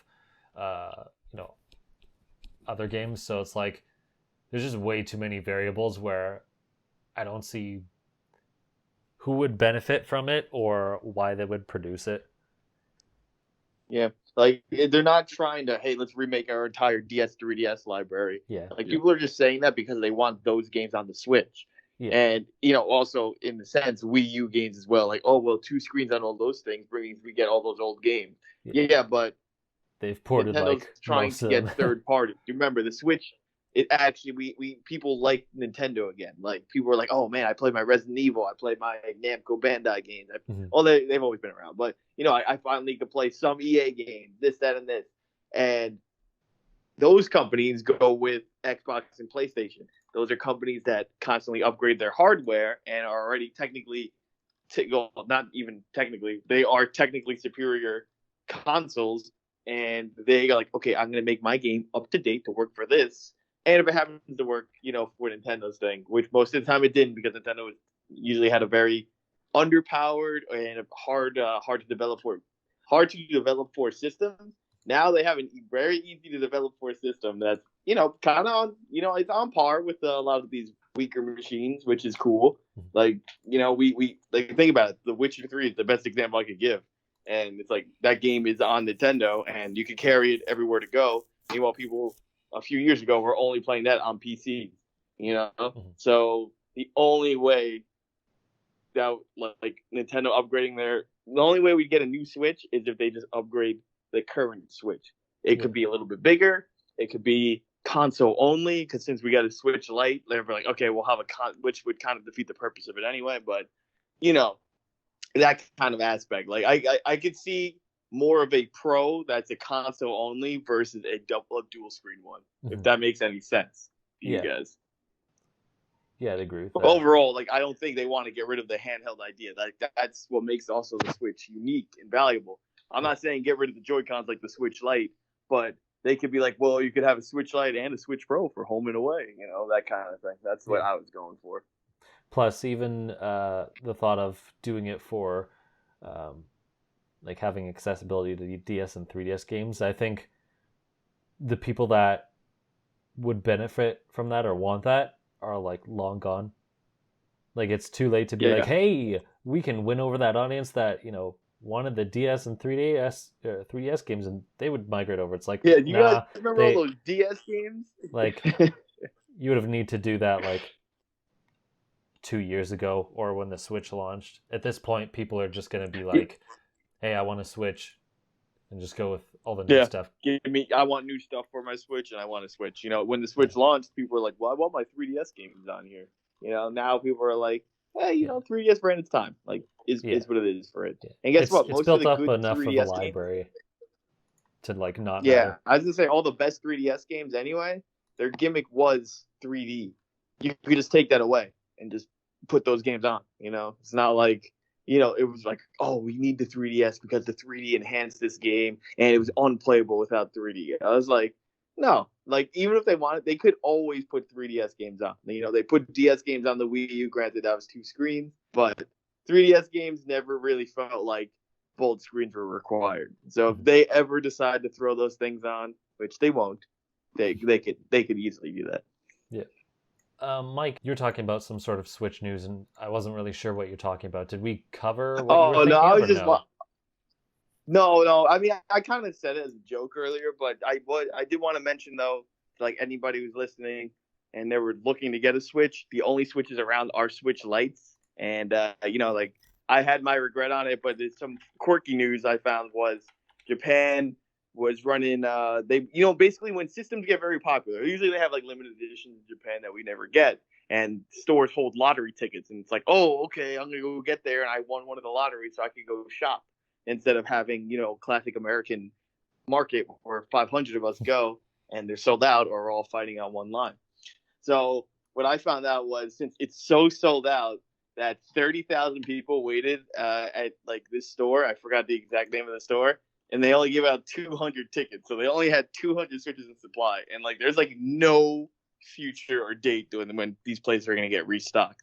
They're either completely random, but like it will never be supply meets demand kind of thing. Like, which is crazy. I mean, this is classic Nintendo, so I shouldn't say it's crazy. They're like, I can't believe the Switch is selling out. I can't believe we understocked everything. I was like, yeah, that never happened before. Looks at Smash Ultimate when that came out and how nobody could get a gaming controller or an adapter. But yeah, it's basically like that right now. I mean, me and Clay talked about it. If you go on eBay, Switches are minimum $400 right now, minimum. So you're gonna pay $100 over retail price, and it's what it is. Especially with GameStop closed, like every GameStop is closed now too, like because people complained. So you can't even get like a refurbished one or anything. Yeah, you can't get them anywhere. I'm literally looking at a message board of my friends that are non-Nintendo hardcores, and they're all talking about where do we get a Switch right now. Like, and it's just like, you can let them know I have one. I have one for sale. I accidentally undersold one for $320 with Smash Joy-Cons, but now I have a red and blue Joy-Con one. You guys know. real. Like I could post it, but then they're just gonna want your address, so you got to be real, like that. I really do have one. It's coming on Saturday. I got the text today that where it is. Once it's in your hands and you have a price, let me know, and I could spread it around, like and figure out what you want for shipping, all that good stuff, So. Yeah. Because if I don't have to go through eBay, then that'll be fine. Because if I can't find anything, obviously I have to make a profit. But there's a bunch of people. If I can't find anything, because people want to buy it. Like, man, it's not like, oh man, a few scalpers have it. Like, I'm telling you, like, you'll see there'll be like 25 bids on somebody who has a Switch right now for $390. It's crazy. It's crazy out there. And we thought Ring Fit was bad, being $150 over value. Like, this is like Nintendo. Like, there is no Nintendo things out there. The only thing you get is a light, and nobody likes the light. All right, I gotta be honest. Nobody likes it. It's funny because I had the last month when I was getting the Animal Crossing limited edition Switch. You know how many Switch Lights Pokemon's I carry on edition I ran into? Like, that wasn't even special edition. Like, that's how common that one was. They just like, oh, it's a Pokemon edition one. It was not special at all. Like, it was everywhere. That's the crazy. Black and pink one is everywhere. Like, yeah. But you cannot find the regular one. Like, I never really thought about that, but I'm just kind of upset because I did go to GameStop just to look at stuff, and I was like, oh man, there's a Switch right there. Whatever. You wouldn't think because you already own it. But yeah, the Switch is just so damn popular. So. Anything else, Matt? Yeah, I think one more thing. I know you want to talk about this. So there's a rumor that China is halting sales and merchandise of Animal Crossing. Supposedly the reason is because some Chinese people are writing and making posters or whatnot saying "Free Hong Kong." And if you know anything about the Chinese government, they banned Winnie the Pooh because people called their prime minister the Winnie the Pooh. So it's not exactly out of the realm of possibility. Classic China. I mean, it's not necessarily a Chinese person writing. I mean, but China's trying to take over Hong Kong because, according to the deal they made with the Brits, they're supposed to take it over in another 25 years. And so, if people aren't following it, it's crazy as hell. Very unusual modern situation where a tiny little country was basically one imperialist basically handed it over to another imperialist on the contract. But they said, oh, it doesn't take effect for 40 years. So basically, Hong Kong is supposed to be free right now, but in another, I don't know quite how long, I think it's another 20 years, that according to contracts that were signed between two giant governments, China's supposed to take them over, and they're slowly doing it. There's tons of news you can read up about it. They're slowly kind of trying to sort of start early and sort of take over. And so I'm not sure who allegedly is protesting in Animal Crossing, but yeah, I find it really crazy. It's wow. This is the craziest thing is, in a way, it's the exact fear of the people in Hong Kong is exactly what this is. It's oh, as soon as we speak up, you shut us down. And you prove our point, you suck. You're just going to shut us down. Yeah, it's not good. I just thought it was a really interesting news story for it to something that's this major international news situation that there's no answer to. It's It's not America's business. It has nothing to do with us in a way. It was between Britain and China that started this whole problem. And imperialism, that's a really dated thing from a long time ago, that caused this, but that it's leaking into video games in a way where it even hits us, where it's now they can't play Animal Crossing. They're halting the sales. I don't know. I just find it really crazy. It's just there's. Yeah, if anyone out there is still listening to this podcast at this late hour and a half or whatever plus mark, and want to learn more, just Google up the This American Life. It's a podcast, This American Life episode where they talk about Hong Kong. You probably just Google This American Life Hong Kong and listen to the whole episode. It's really intriguing, and you're just left with no answers. You're this is insane. What's happening to these people? It would be if you knew in 20 years your state or your part of your country or whatever was going to be taken over by a government that you do not want to take over, but according to the law that's what's going to happen, and your whole life is probably going to change, and that's what's happening to them. So support Hong Kong is a real thing, and it's really crazy to hear it's in Animal Crossing, and then even scarier to think, oh, they're just shutting it down. That's the news for that. That's why that really hit me. I was like, wow, crazy, like completely crazy, because China is absolutely obsessed with controlling media in every way like that, not letting ideas like that spread. Well, when people have no other this is, option you know, of it voicing is related to themselves, the game. Yeah, it's like agreed. What were you that's saying? what it Well, I comes. was gonna say, well, Blizzard had that problem with them. EA Blizzard as well, like a few months ago as well, with some Hearthstone players. So it's not like it's Really? completely out of the realm of games. So Yeah, yeah, basically he what like happened was after someone he said won a like, tournament. Oh yeah, yeah, I think he said like got free it, Hong man. Kong on his own stream or something along the lines of that, and there's nothing in their rule books that really said, sorry, the rules were so incredibly vague they could basically ban you for saying anything. Of course. So of course they used that to shut him down and I think they took away his winnings and like wouldn't let him be a part of the team for like a year and all this other stuff just because of that. So it and then the NBA and South Park cover that too, and just a lot of different places. Well, the I would thing say is that there's a lot of capitulating. money in China with marketing. Yeah. You know, you can't just be like, you can't have like, hey, I'm gonna say whatever I want, and it's like, dude, we got funded by China. Like, yeah, like Matt said, the NBA had a problem. They said something about it, and then China banned NBA, basketball like displaying, and the NBA lost mad profits because how many people watch NBA basketball in China? Yeah. It's a real. How many trend do between really watch basketball in China? It doesn't seem like it would. I think basketball's really popular in China, right? Is Like it? it's Dude, really it's so popular. Like basketball is so popular in China. It's crazy. That's weird. It's crazy.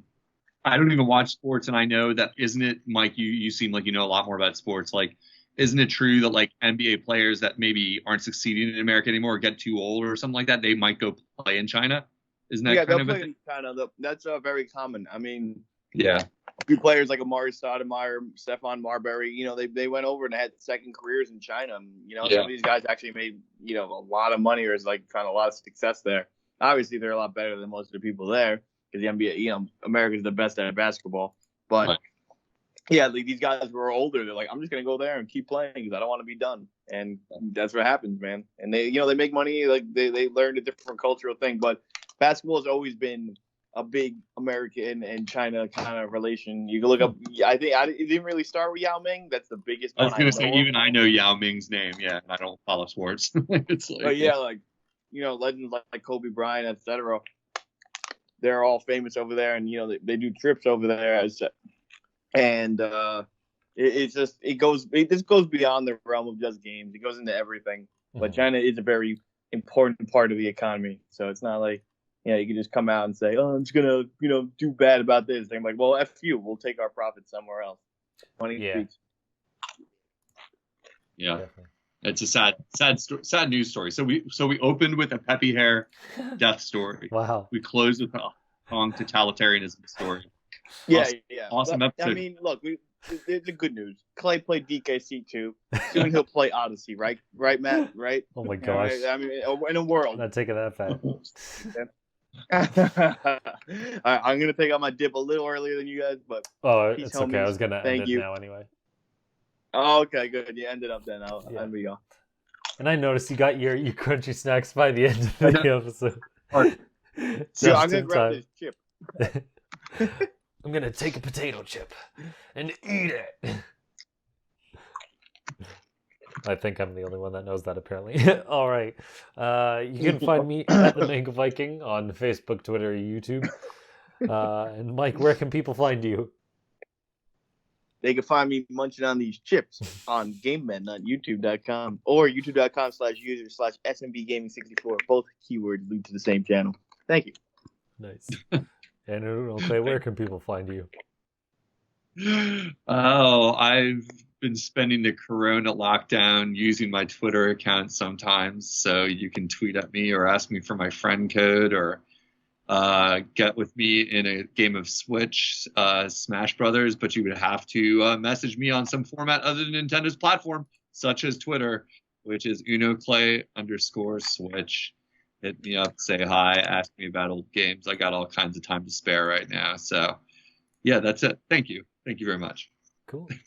So wherever you're listening, you can follow us at Just Another Castle on pretty much every platform on the internet. Hit us up if you want to be a questions or a guest at Just Another Castle, or me directly at the Mango Viking. So until next time, leave luck to the heavens and leave gaming to Nintendo. Never give up. Trust your instincts.